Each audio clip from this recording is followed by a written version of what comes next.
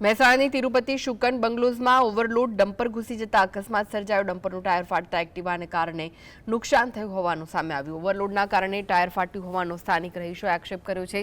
સાથે જ ડમ્પર ચાલકે ગફલતભરી રીતે વાહન ચલાવતા અકસ્માત સર્જાયો હોવાનો પણ આક્ષેપ છે। સોસાયટીમાં મોટું ડમ્પર ઘૂસી આવતા રહીશોમાં ભારે રોષ જોવા મળ્યો। અકસ્માત બાદ ડમ્પર ચાલક ઘટનાસ્થળેથી ફરાર થઈ ગયો। સદનસીબે સોસાયટીમાં નાના બાળકો રમતા હોવા છતાં મોટી જાનહાનિ ટળી। રહીશોએ ડમ્પર માલિકને સ્થળ પર બોલાવી યોગ્ય કાર્યવાહી કરવાની માંગ કરી। ન્યાય નહીં મળે તો પોલીસ ફરિયાદ કરવાની ચીમકી પણ ઉચ્ચારી છે।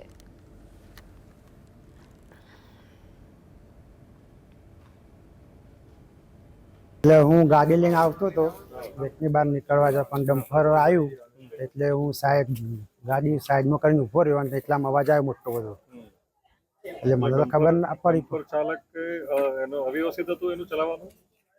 એ વખતે તો ડમ્પર વાળો વળંકમાં હતો એટલે ધીમો જ હતો, પણ અવાજ આવ્યો એટલે પછી